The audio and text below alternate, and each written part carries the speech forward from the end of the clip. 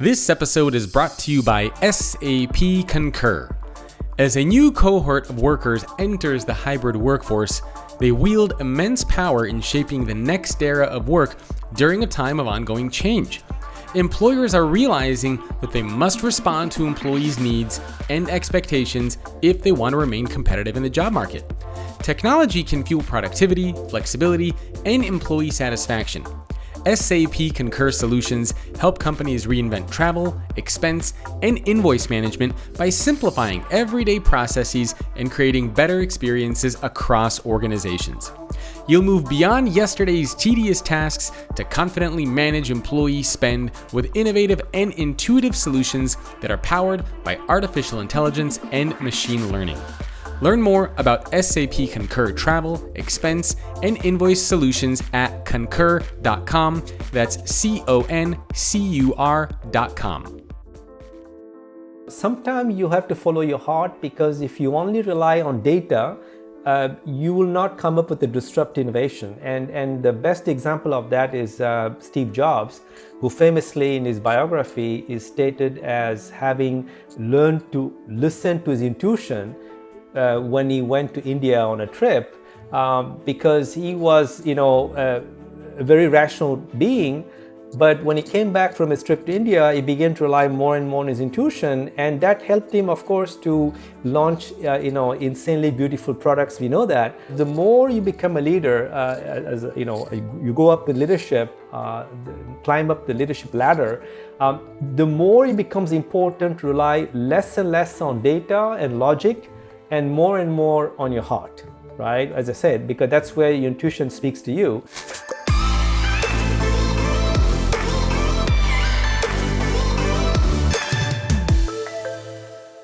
Hello everyone, welcome to another episode of Leading the Future of Work. My guest today is Navi Radjou, best-selling author of Jugaad Innovation, Think Frugal, Be Flexible, Generate Breakthrough Growth. He's also a fellow at the Judge Business School at the University of Cambridge, and he serves on the World Economic Forum's Global Future Council on Innovation and Entrepreneurship. And if that's not enough, he's also the number one ranked thinker on the Thinkers 50 list for 2021. Navi, thank you for joining me. Thanks for having me.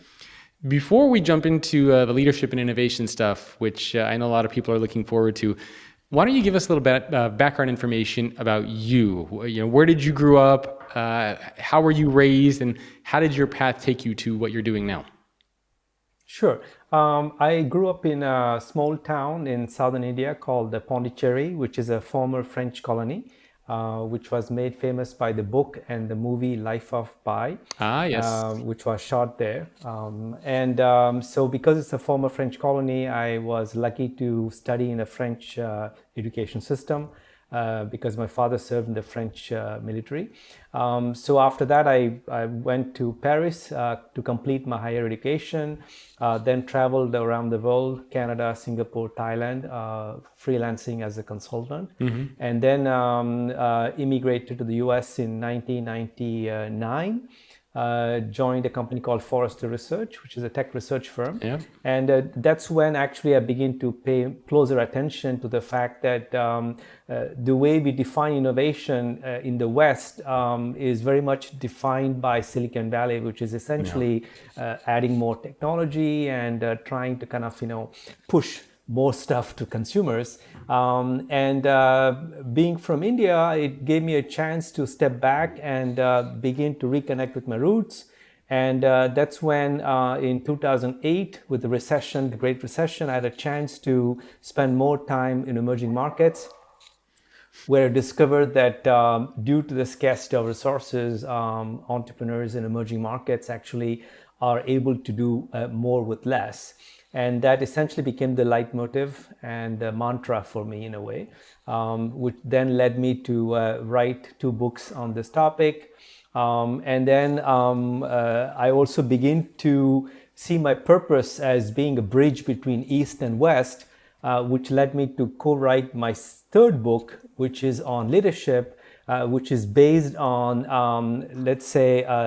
spiritual or the philosophy of Hinduism from India, and apply to leadership in a modern context. Very cool. And then where are you based now?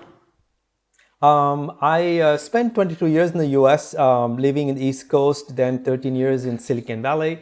And then last year, I decided to move to France. And this year, I'm actually spending time across different regions across France to identify interesting entrepreneurs, meet interesting innovators, with the hope maybe of writing a book on these guys, this year or next. Oh, very cool. Yeah, that sounds exciting. That's always a fun part of the fun part of being an entrepreneur, right? Is you get to explore all sorts of fun topics. I actually had the opportunity to spend some time in India. I went with my wife a couple of years ago. So it's a very, very interesting part of the world to visit. A lot of cool things to see, great food, history, culture. So it's a fascinating place for people who haven't been there. Absolutely. Let's talk a little bit about some of the work that you've been doing on innovation, because the world has changed quite a bit over the past few years.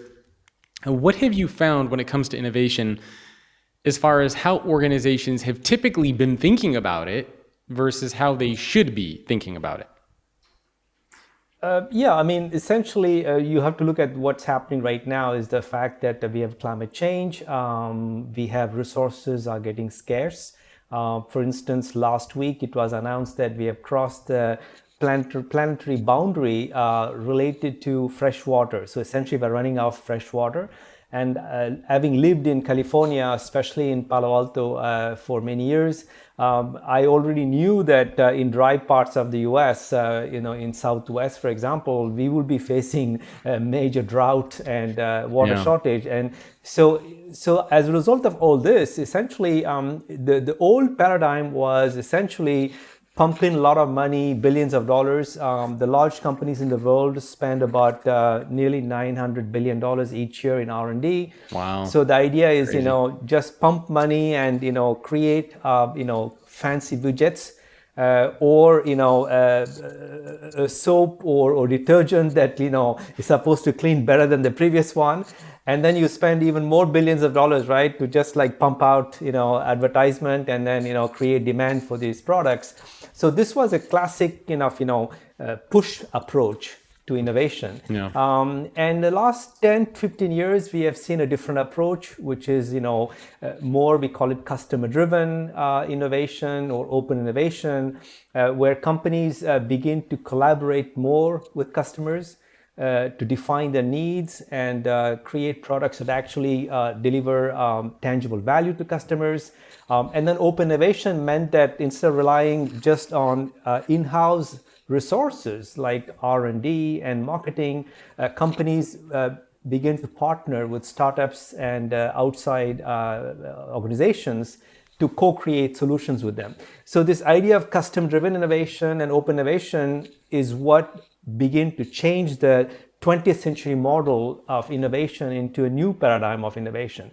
But now, as I said, with the climate change and the needs of values-conscious consumers and employees, now what we are seeing is that it's not enough. So the new products and services have to be developed in a sustainable way.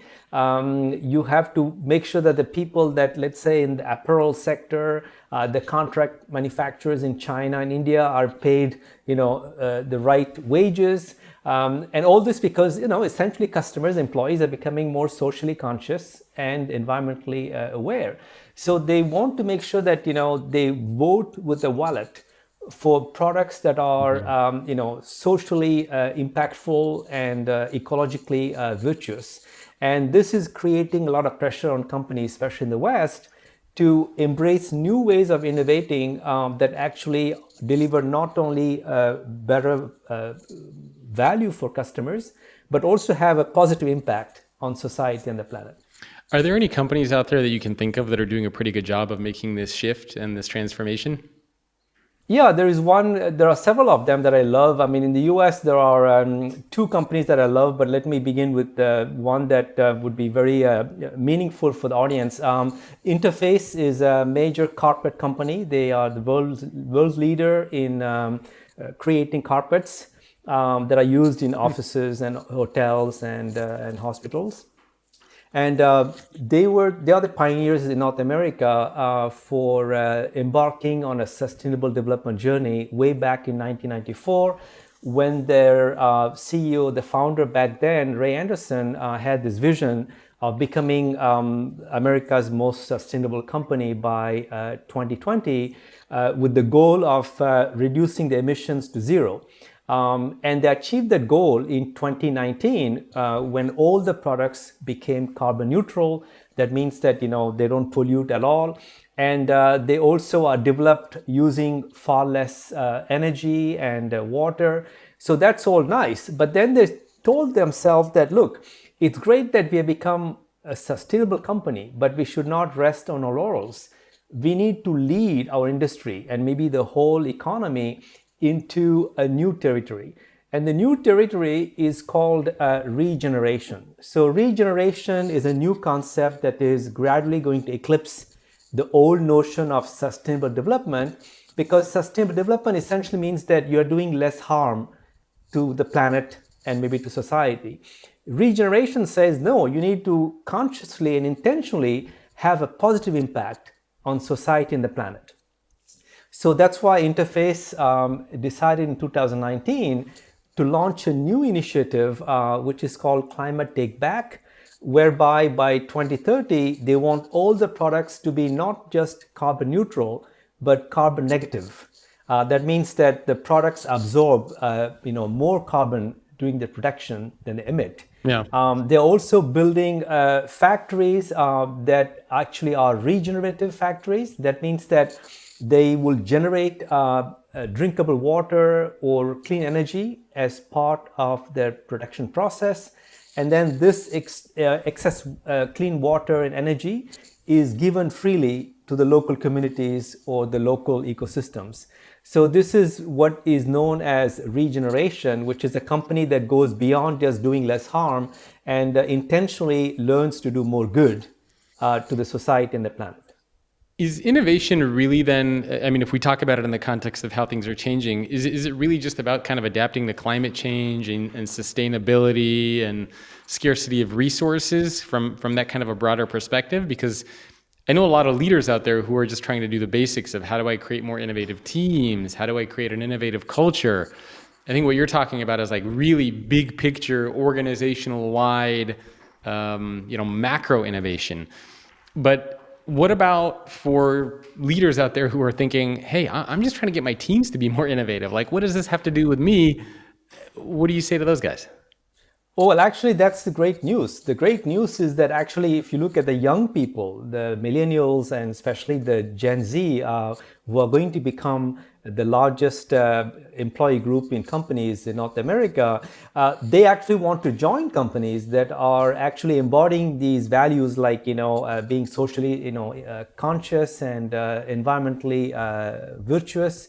So what it means is that if I go back to the example I gave, right? So Interface found that the employee motivation skyrocketed once they started doing the kind of stuff that I talked about. In other words, actually, if you can commit yourself to becoming, an environmentally sound company, that creates a noble purpose, a higher purpose for your employees that actually suddenly say, oh, now we are going to learn to work as a team. So everything you just said about how do we get employees to, get excited about innovation? How do you get them to work as, cross-functional teams? All that becomes much easier when you tap into create this intrinsic motivation, right? So when I come Monday morning to work, I know that I'm creating a product that is going to be good for the planet or will be having a positive impact on society. I will be even more excited to come to work Monday morning and be able to, team up with other functions or departments. So that's what we are finding now, that essentially, when a company has a higher purpose, which is focused on doing good to society and planet, it dramatically increases employee motivation and the retention. And with the Great Resignation, being a biggest threat to corporate America since, I guess, World War II, this may be, the way to attract and retain talent.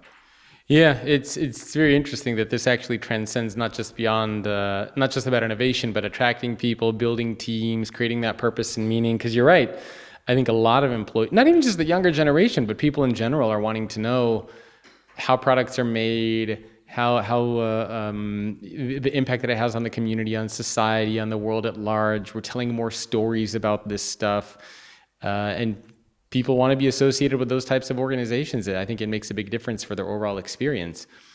Now, in your book, the Jugaad Innovation, you have, I believe, 6 principles in there. So first, what does that actually mean, the Jugaad Innovation?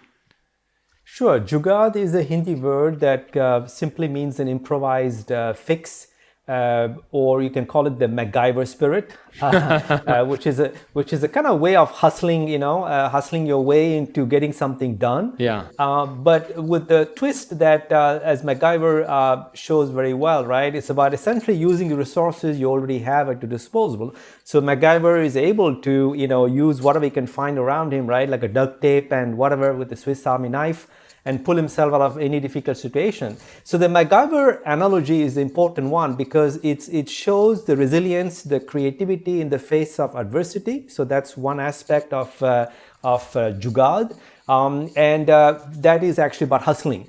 But then there's another aspect which is important, is the frugality. The idea that you don't go look outside for new resources. You make the most of what you already have. So that idea of doing more with less is the second attribute of Jugaad. And you see these two qualities displayed in emerging markets where there's a lot of complexity, a lot of adversity, and there's also tremendous resource scarcity that essentially forces entrepreneurs to do Jugaad, which is essentially to be clever and ingenious in solving problems with limited means. But that's also one of the frustrating things that I think a lot of employees say, right? Is they say, my leaders keep wanting me to do more with less. There's more pressure. Like, I don't have the resources that I need. So is doing more with less a good thing, or can it have challenges there for employees as well who feel that constant pressure?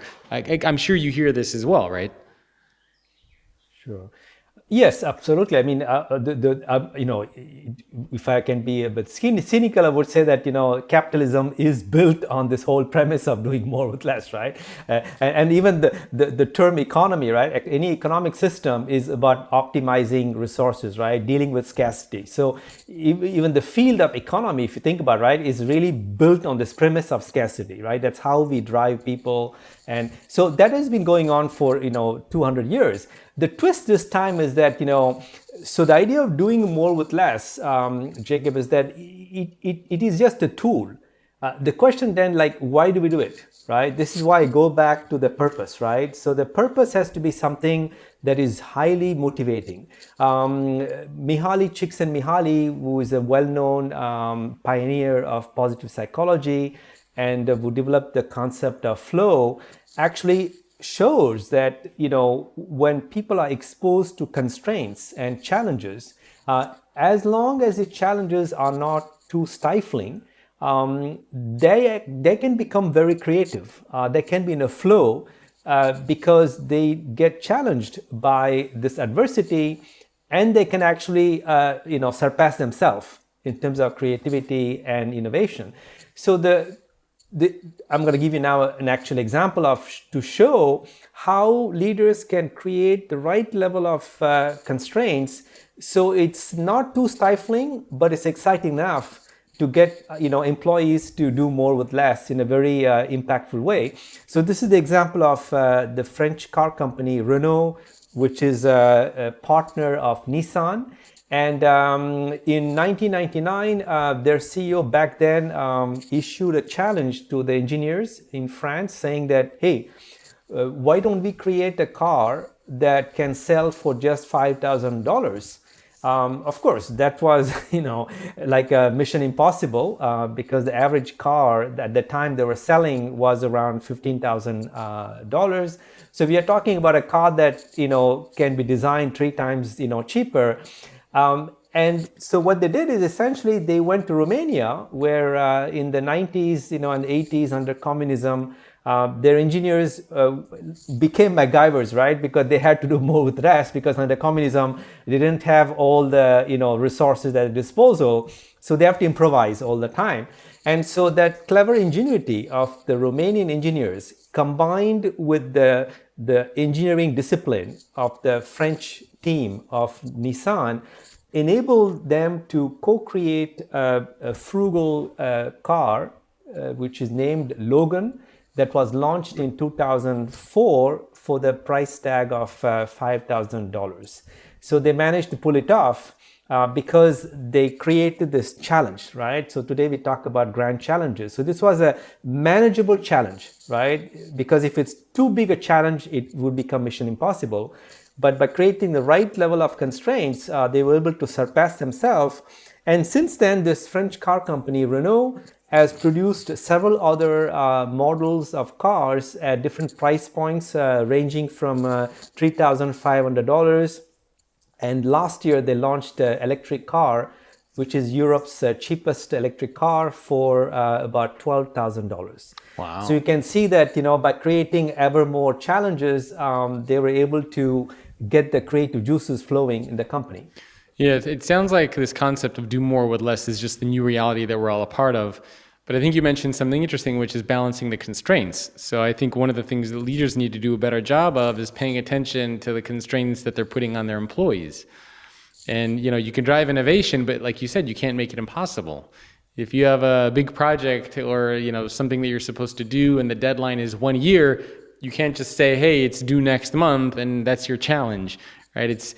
They need to be realistic. So you do need to have that kind of balance in there. So I'm glad you mentioned that.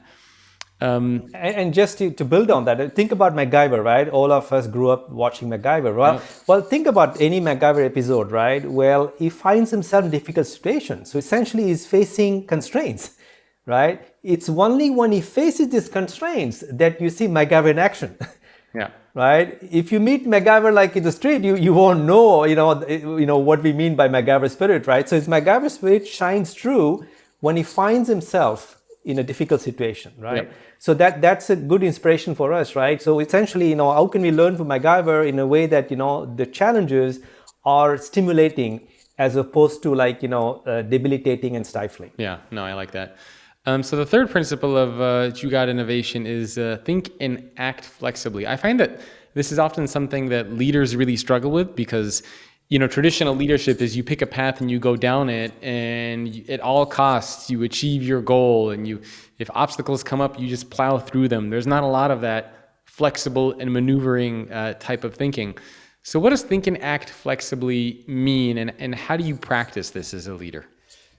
Well, Jacob, the good news is that we don't have to go too far back in time. I mean, please, let's all, recollect what happened during COVID, right? Yep. Let's stay in America for a while, right? I mean, I was in New York, right? I was at the epicenter of COVID when it began in 2020, early 2020. I was living in Brooklyn in New York.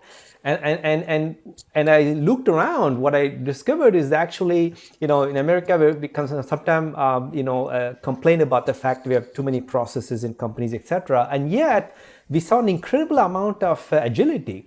And just to give you some examples, right? One coming from Ohio State, another one from Italy. In Ohio State, what happened is that all the manufacturers teamed up to create a sharing platform where they could essentially, find out what are the needs from hospitals across Ohio for medical supplies or medical devices. And then they found engineers, in different organizations that basically offered intellectual, capacity to improvise like MacGyver, come up with, quick fix solutions like, medical devices that may not be perfect. That's another thing they discovered during COVID is that, perfection is the enemy of the good, as we say. So the idea was speed. So that means what they did essentially, they created a sharing platform, a community virtually in Ohio State, where all the manufacturers were able to improvise very quickly by saying, hey, you have some resources, I have some resources. How do we combine our resources to create, maybe not a makeshift solution, but a good enough medical device, for instance, or mask, whatever the hospitals need. And so they created this incredible, marketplace for matching demand for medical supplies with the industrial capacities available across Ohio. And all this was done in a matter of 4 or 5 weeks. And here we go, the industrial belt, right? We think it's very conservative and, is very driven by processes, etc. And yet they show this ability to improvise and adapt. And likewise, another great example that we can learn from is in Italy, where a doctor was able to adapt a snorkeling mask into a respirator. As you know, ventilators, there was a shortage of ventilators during COVID, and Italy was hard hit, as you recall, by COVID. So this doctor had this MacGyver moment when he said, why don't we take an existing snorkeling mask, and then they 3D printed a valve that could adapt seamlessly this snorkeling scuba diving mask into a makeshift ventilator. And the process, they saved hundreds of lives in Italy and around the world, because they made this 3D printed valve available as an open source design on the internet, allowing innovators anywhere in the world to download it and 3D print locally a valve. So I give these two examples, especially the healthcare sector, because that healthcare sector is the most regulated sector, and there's always this kind of healthcare companies that I interact with always say, hey, we cannot be flexible because we have so many regulations that we can't do anything outside the box. And yet you see through these two examples that it is possible to think and act flexibly. Again, when you face adversity, right? COVID was the mother of all adversity, and that actually is what I think created these constraints that in a way forced these healthcare players to do more with less. Just a reminder, this episode is sponsored by SAP Concur. Integrate travel, expense, and invoice processes into one seamless connected platform for complete visibility into employee spend. Learn more at concur.com. That's CONCUR.com. Kind of makes you wonder what would happen if organizations around the world always thought like that and didn't wait for a tragedy to strike, if that was just the way that their culture was designed and the problems they'd be able to solve. Well, actually, on that note, that principle you gave to illustrate that, there is a company that exactly operates by the principle, and since we are talking about leadership, this is a company that is now teaching the world how to lead and manage flexibly. It's the Chinese company Haier, which is the world's leading appliance company. And they actually have this very agile organization where they operate, as you said, in a kind of, they are able to improvise solutions, or actually, in a nutshell, what happens is that this is a company that doesn't have dedicated functions like R&D, manufacturing, marketing. Instead, they have 4,000 micro enterprises, as they call them. These are cross-functional units that are focused on specific regions or specific customer needs. And then as soon as they identify a customer need, an opportunity, they can go from concept to launch of a new product in a matter of 6 weeks, which is unheard of in the appliance industry. So that is a great example of how you create a distributed leadership model. Because the founder of this company, Zhang Rumin, says that every employee should think and act like a CEO, right? That's his vision. So by having 4,000 cross-functional teams that have this autonomy, right, to find the resources quickly, mobilize the resources, and sense and respond swiftly to customer needs in a matter of weeks, that's a kind of agile culture that should inspire a lot of companies in the West. Yeah, that's a good example. And then the last three we have: keep it simple, include the margin, and follow your heart. So let's start with keep it simple, which I suspect is pretty self-explanatory.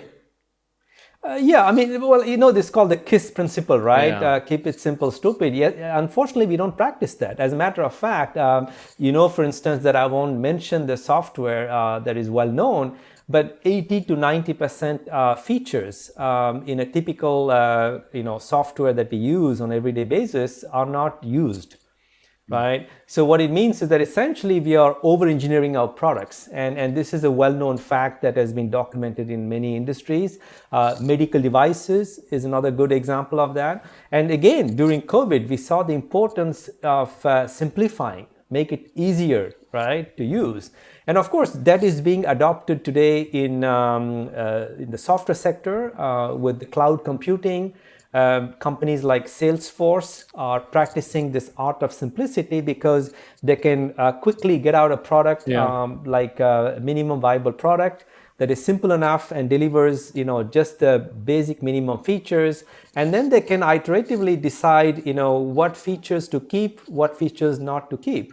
And the company that in Silicon Valley pioneered this whole notion of simplicity is Intuit.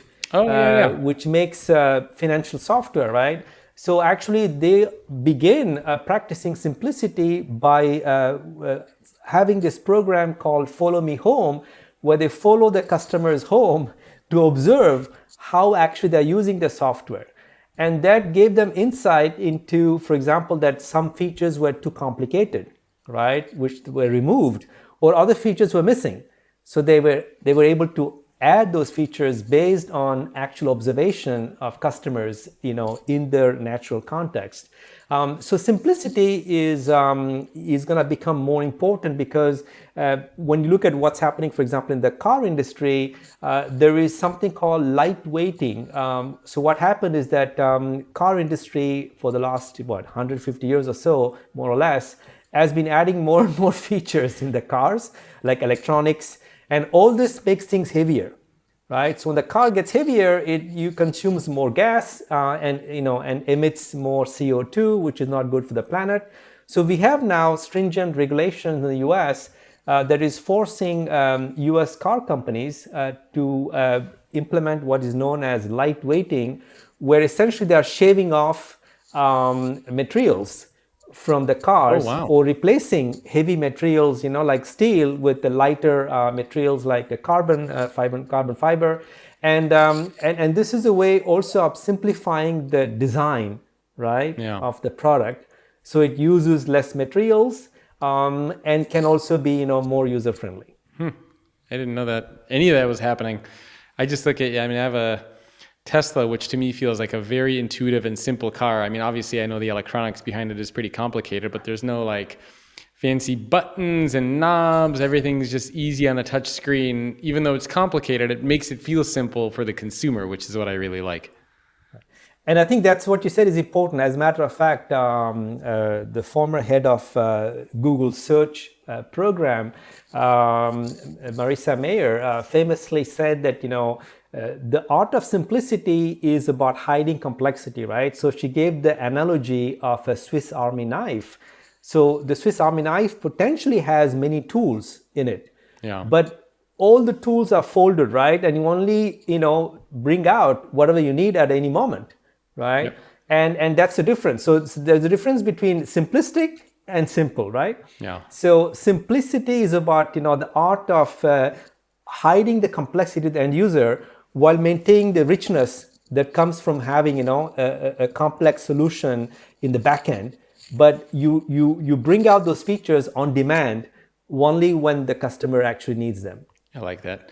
All right, and the last two, include the margin. So what does include the margin entail?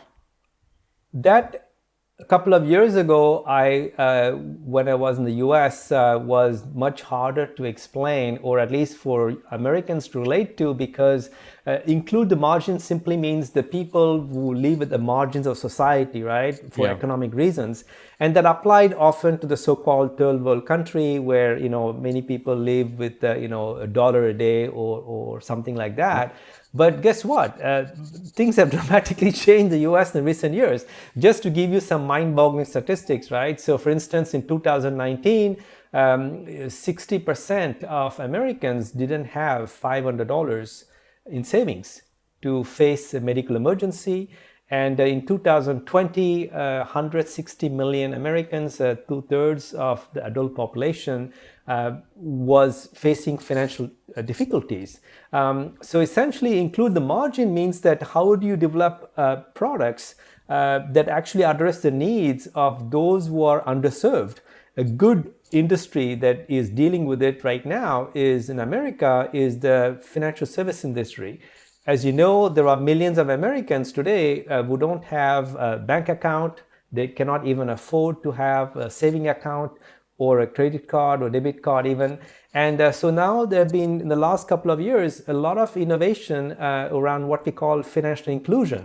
So that's about how do you include the margin, not as charity. This is not about charity because it turns out that these margins, like the people who are unbanked or underbanked in America, collectively have disposable income in excess of, I guess, $1.5 trillion or something like that. So that's a huge market, right? Yeah, that's potentially to tap into. Yeah. And then the last one, follow your heart.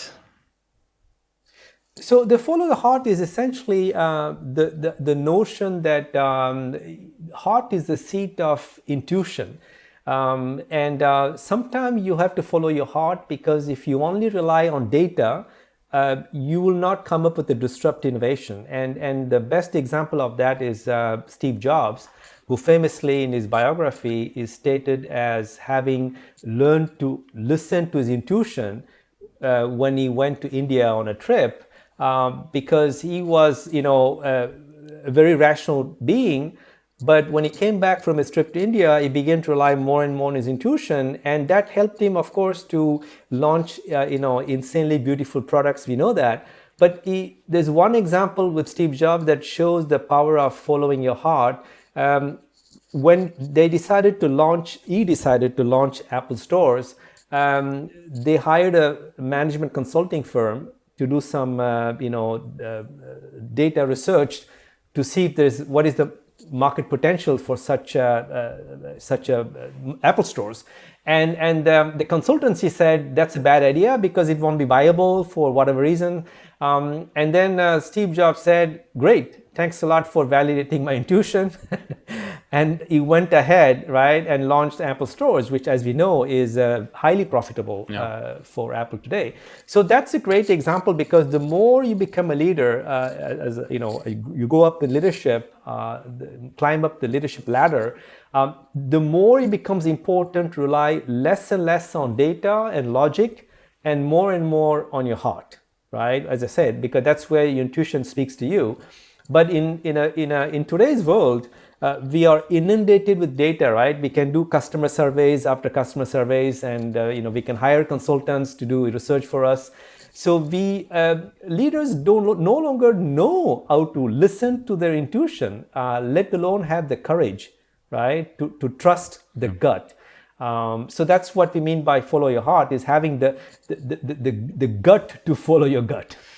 Yeah, we have so much data now that, I talk to a lot of leaders and it almost seems like people are scared to make a decision without data. They use it as almost like a safety blanket. It's like, I'm not going to do it. Show me the data, show me the proof. And it reminds me a lot of playing chess. So people who listen to the show know that I'm pretty obsessed with chess. I have like chess pieces behind me, you can see.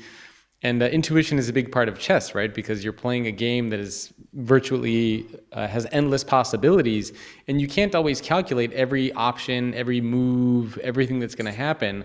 And so I think what a lot of the top grandmasters, really what sets them apart is they have great intuition, and they can kind of sense when it's time to attack. They can kind of sense when there's danger, even though they can't exactly figure it out. They know, and they follow their intuition, and that's what makes some of the world's top chess players who they are.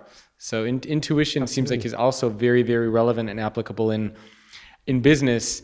And sometimes you make mistakes, right? But I suppose that's where you learn to not bet the entire company, or don't bet everything on one decision. But chances are, you need to follow intuition at some point. Yeah, I would just add to that, Jacob, is that's why intuition goes hand in hand with the adaptability, right? So in the example you gave, chess, right, is intuition says I make the next move with anticipation of what my rival can do, but if he makes a counter move that I didn't anticipate, I am confident I can respond to that. Yeah. So that kind of creative confidence, you can call it, or adaptability, I call it, goes hand in hand with intuition. Yeah. Right? Because if you only have intuition and you say, I'm going to bet everything because my gut tells me that, right? And then, the market responds differently. You also need that flexibility, right? This is where it goes back to the six principles we are talking about today, right? They're all interconnected.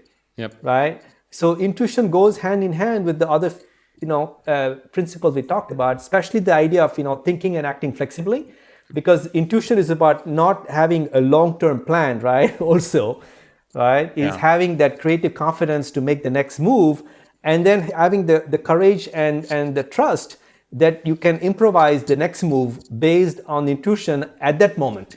Yep. No, couldn't agree more.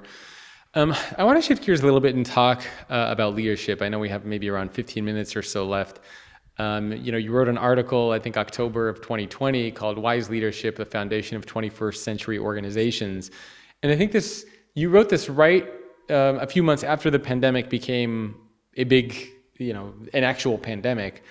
And you had a couple of principles on there which I wanted to touch on. Some of them are, I think, related to what we've been talking about. And the first one was shifting your perspective by connecting with a noble purpose, which I think we touched on a little bit.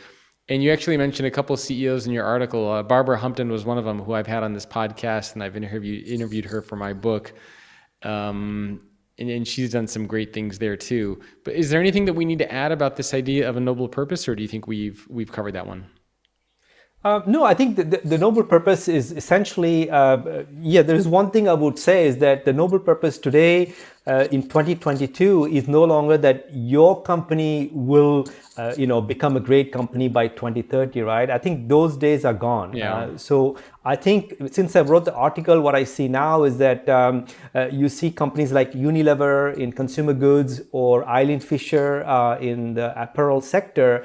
They actually want to set the standard for the whole industry, right? So the noble purpose is no longer about, you having a noble purpose for your company, but you creating a North Star that will essentially, inspire the whole industry, right? And of course, you'll be the trailblazer, but you want to make sure that, you become a trailblazer so that you can get others running with you on the same track, right? At the same time. So this is the industry leadership. So we are moving away from the notion of corporate leadership to, you can call it leading ecosystems. We talked about in the 90s and maybe 2000s, but now it's becoming more about, becoming, role models for entire industry. And that's something that many CEOs are still learning how to do that well, because they know how to, create a purpose for their own company, which by itself is challenging. But now, they're being asked. And the reason it's happening, by the way, is because the major challenges we are facing today, climate change, inequalities, etc., cannot be dealt effectively by even governments, however big they are. Yeah. So the companies are being tasked, right, with addressing these major challenges, and that means that essentially they have to think much, bigger and broader now.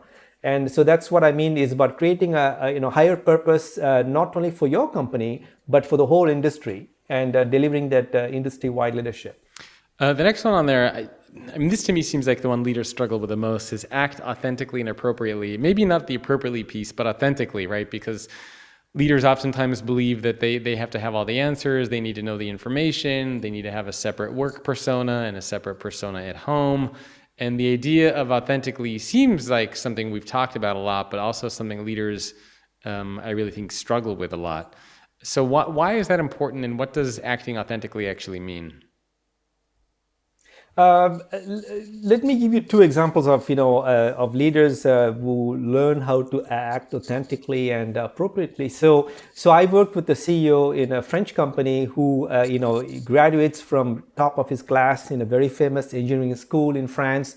Very rational being, and when he speaks to his employees, he can coherently explain everything very logically, very rationally. So he's kind of known as the logical man, right? And he can convince people by appealing to their in a way left brain, so to speak, right, which is the seat of logic.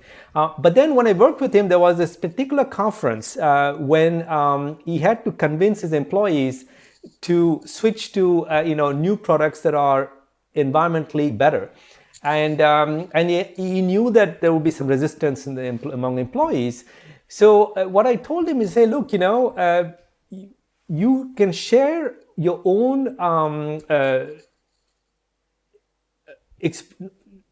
motivation. Why don't you share your own motivation for doing it? Mm-hmm. And it turned out that he was passionate about environment on a personal level.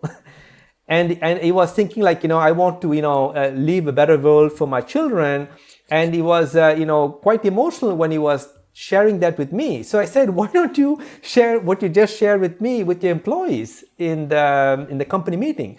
And he did that. His voice actually choked when he said that, the reason I want to do this is that because, in 10 years, when I'm no longer in this company, my children will be proud that the dad, was the CEO of this company when they started this journey to becoming environmentally friendly. So when he did that by being himself, his message, was much better received by employees because they were touched at the heart, right? Of course, the rational explanation was easier to sell because they were able to make more money because there was a growing demand for such products, but that wasn't enough. So here's an example where the CEO, by being himself and opening up and sharing with emotion, is personal motivation for becoming a sustainable company. He was able to better connect emotionally with his employees. And the opposite is also true, by the way, is that there are also some CEOs who are shy, a bit introverted, and as I said earlier, who are being asked to step up and speak up for the whole industry. And a great example of that is Eileen Fisher, the founder of the women's clothing company. And she's an introvert by nature.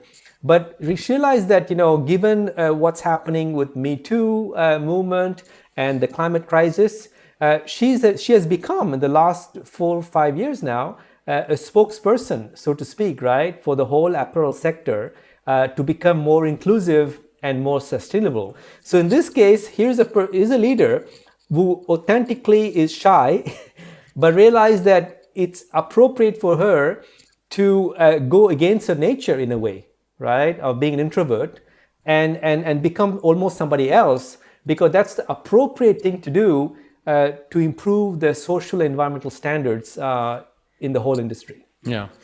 No, I mean, those are good stories. I'm working on a book now coming out next year on vulnerability, and the theme of authenticity comes up a lot on that. So I think those are great stories that you're sharing about, letting people know who you are, what you care about, what you believe in, which are big pieces there.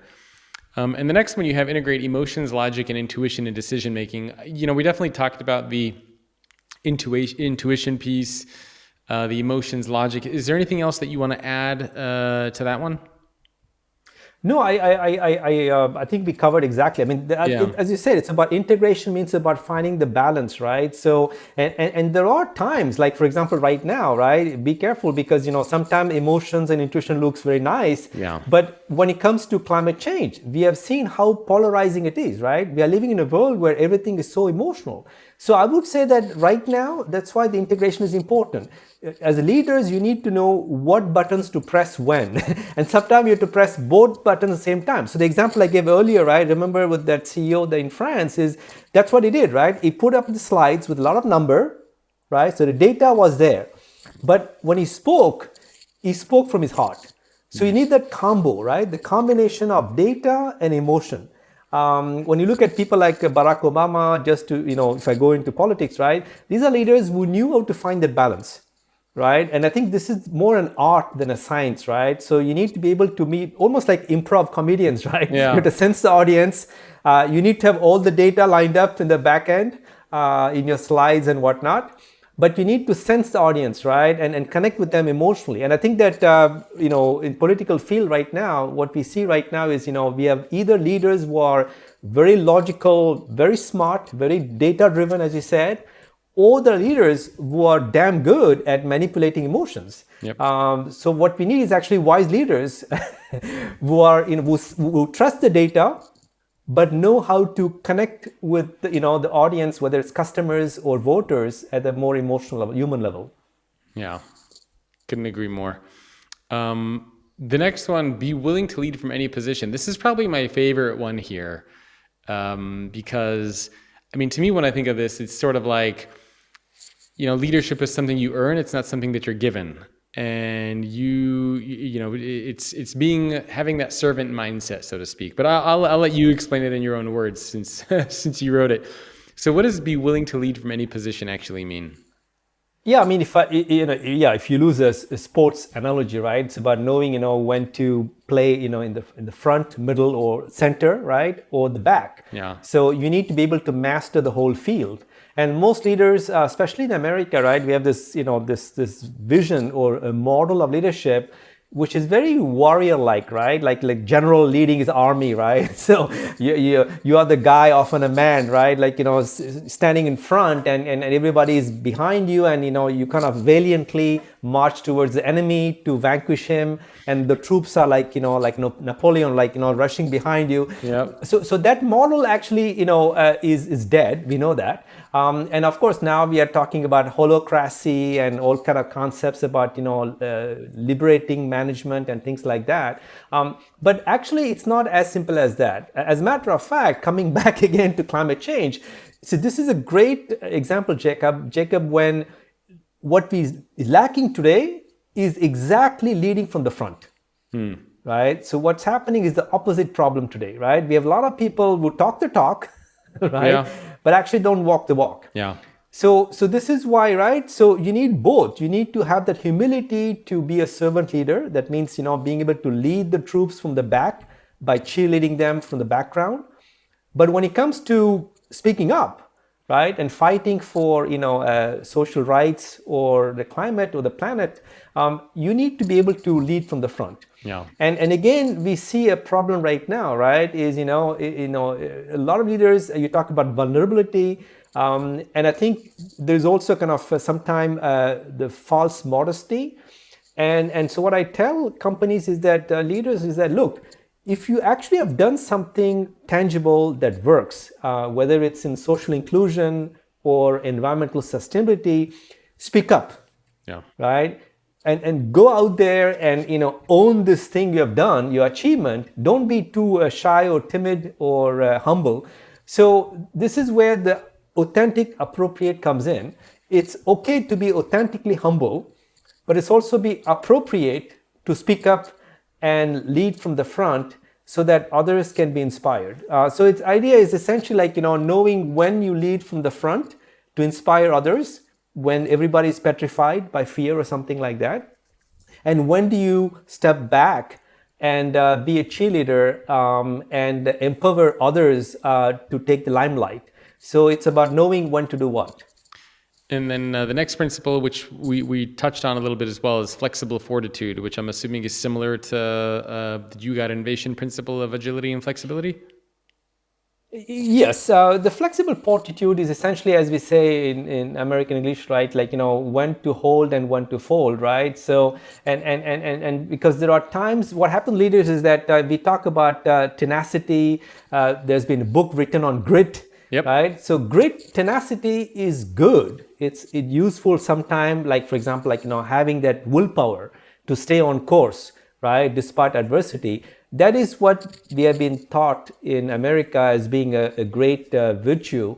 But being a wise leader is knowing, like, when to pull the plug, right? And change course. So you talk about being a chess player, right? So the idea is essentially, knowing when you stay dedicated to what you committed to, and when you have the humility to say, what, I made a mistake. Yeah. Right? Either I have to change course or I have to fold. That means I have to kill a project. A company that does that very well is Google, right? I mean, Google actually is known for shutting down, innovation projects as soon as they realize that it won't work.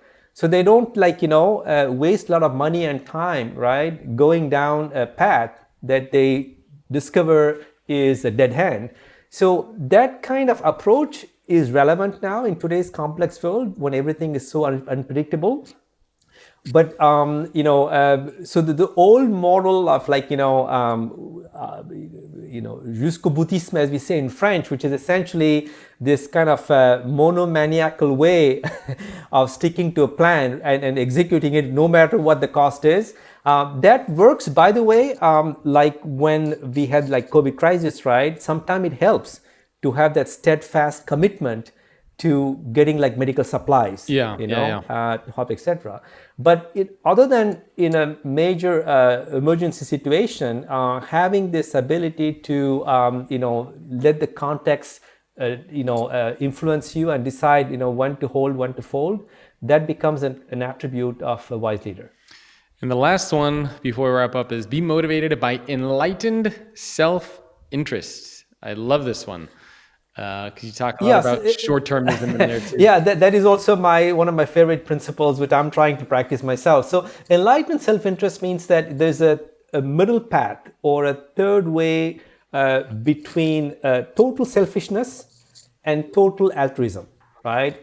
Today we hear about altruism, do good for others in a selfless way. So there's a middle ground between being totally selfish and totally selfless. So two examples of that, right? Levi Strauss, the jeans maker, they developed several technologies to save water when making jeans.